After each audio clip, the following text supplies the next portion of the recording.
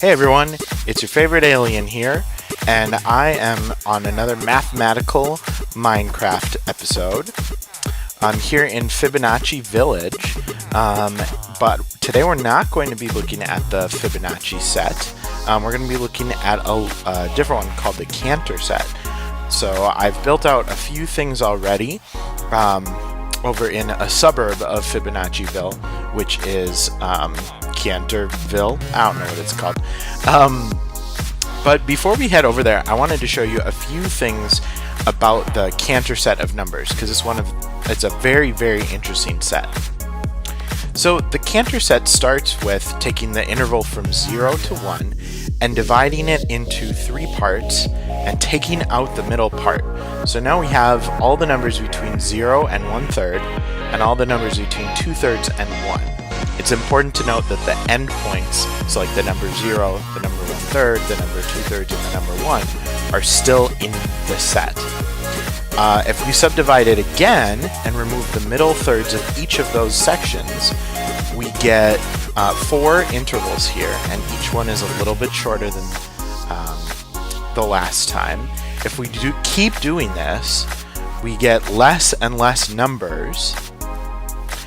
And if we kept doing this, I actually probably couldn't show you on the computer because things start to disappear really, really quickly. And the interesting thing about this set is that there's an infinite number of points that are left, because each time you take things out, you're leaving the endpoints and you're leaving the intervals in between. But mathematically, the length approaches 0.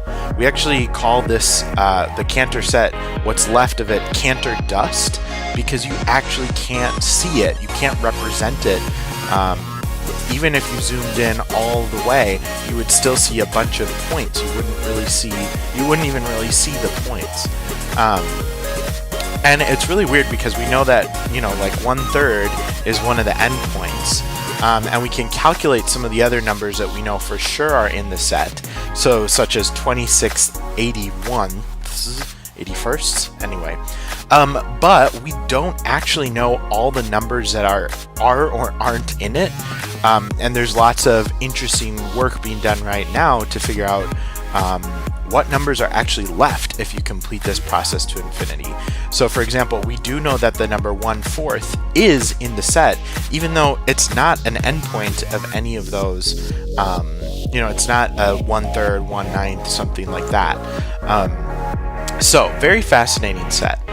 So what does that have to do with Minecraft? Well, let's see. In Minecraft, you actually can't take a block and break it up into smaller blocks. So what we're going to do is a little bit different. We're going to use the idea of the Cantor set to build a few different things. So let's say that we have this line of blocks here, and it's 27 blocks, and 27 is 3 times 3 times 3. So if we wanted to do exactly what we were doing in the Cantor set before and take out the middle third, I would take out 9 blocks in the middle. So let me count this out. 1, 2, 3, 4. 1, 2, 3, 4, 5, 6, 7, 8, 9. And we're going to take out 3, 4, 5, 6, 8, 9. Let me just make sure there's 9 left. 1, 2, 3, 4, 5, 6, 7, 8, 9. Okay. So now we see what starts to look like the Cantor set. Then for each of these little ones, I'm going to take out the middle 3 blocks.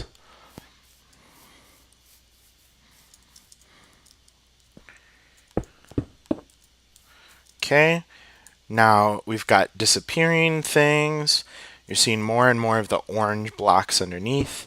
And the smallest we can actually go is, to break down 1 block.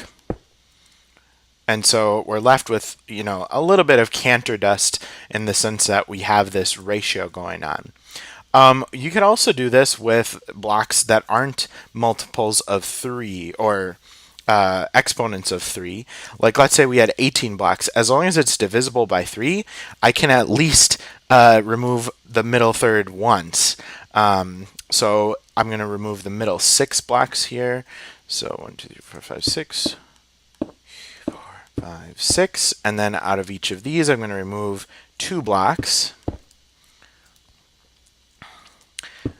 So in a sense, we're able to use this idea of building the Cantor dust in any length that at least is divisible by 3. The more times it's divisible by 3, the finer dust you're going to have. And then the other thing that we can do is build starting with 1 block or 2 blocks and just carry this pattern out of skipping a block and then skipping 3 blocks, skipping a block, skipping 9 blocks. And as long as you keep the pattern symmetrical, you should be able to build cool things with the Cantor dust. So one of the cool things about the Cantor set, if you take it and you make it 2-dimensional, is that we can actually create a grid of all of these. So let's say that I am starting with a big giant square here, and I took out a cross shape of the square in the middle third of the square. Then I'd be left with 4 smaller squares. And then if I took each of those 4 smaller squares, took out the middle third in a cross shape here, I'd be left with 16 smaller squares. So here's the cross shape that's been taken out in the middle of each of these. And then I can do that one more time with the size that I've made. And now I get, let's see, I said 16, and then we created 4 out of each of those, so 64. There should be 64 little blocks here.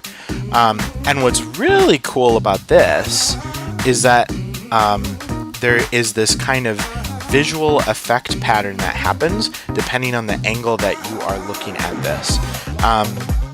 So if I'm just staring at it straight on, I can clearly see that there's a wide open space here, but I actually I shrink down, and so I can just see the tops of those blocks.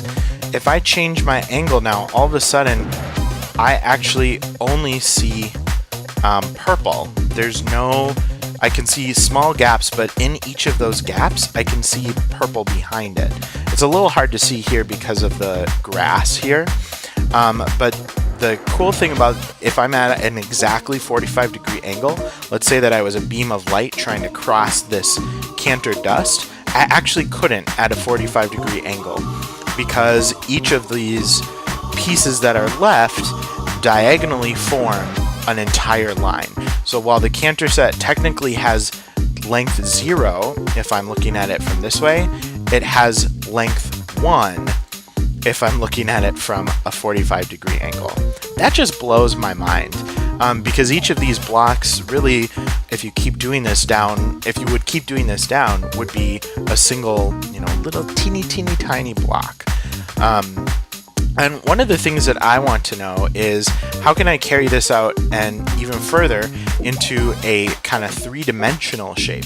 So let's say that I take that same idea of pulling out the, starting with a cube and then pulling out kind of a, I don't know what you would call it, like a six pointed cross from the middle, and then kept pulling that out. What you would see is kind of this shape starting to take shape. So all of these things here, and actually I kind of want to build it out and see what it looks like just for fun.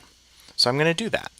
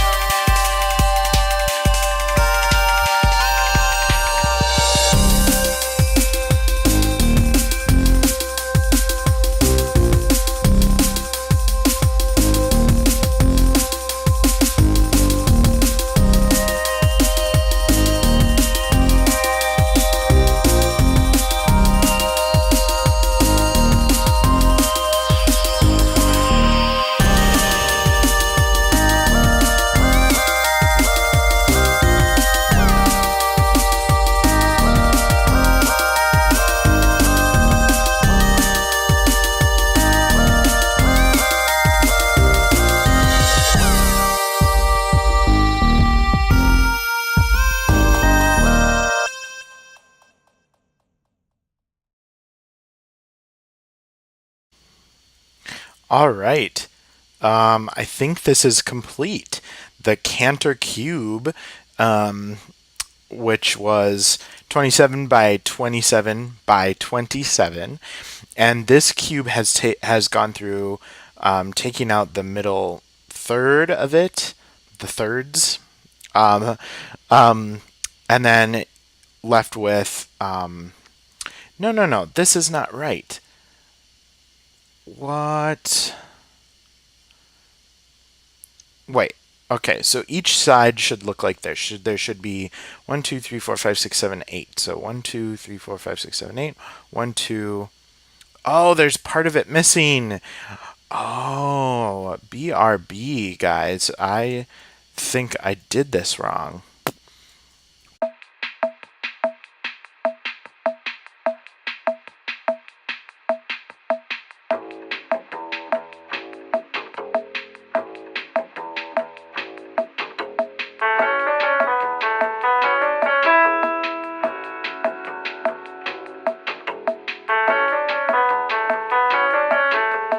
If I try to get like really close to this corner at the right angle, you would see everything covered up, and you can't see the behind there because I actually didn't do the additional layer below. But you get the idea, and you get this sort of effect, visual effect that's really, really cool. But from some angles, it looks like almost nothing. And then from others, it looks like most of the cube is actually filled with structure. Such a cool mathematical configuration. So anyway, the last part of my video, I want to show you something that I built, and maybe even build this out a little bit too. So I took this idea of the Cantor set and tried to apply the creation to this forest over here. So I chose spruce trees because they're pretty wide, and so like they cover a lot of ground visually. And if I'm here hanging out at the corner of this forest, it looks like a pretty dense forest. Can't really see what's in there. But then if I all of a sudden am here, now I see, oh, there's actually a base here, and there's actually not that many trees. And so the trees are set up in this kind of square configuration where the middle cross has been removed or just not built, so that I can hide my base in here. And here's my little base. It's not an actual base, but it could be the top to an underground base or something like that. And if you carried out this idea and wanted to make a similar cluster of 4 trees over here, 4 trees over here, and 4 trees over here, the visual effect that you'd get is like this super wide, massive forest, but in the middle you could actually kind of hide a little base there. So this is my video on the Cantor set. If you like this video, please hit like and subscribe for more mathematical Minecraft videos. I think my next video is going to be about Fibonacci again, but I would love to hear what your ideas are, or if you have a challenge for me to make some sort of video based on something to do with math. Let me know in the comments below. Awesome. You can see the Cantor set behind me here from a bunch of different angles. And then go and build your own, and link to videos or take some pictures and send me those so that I can see what you've done with some of these inspirations. Remember that today is a good day to craft.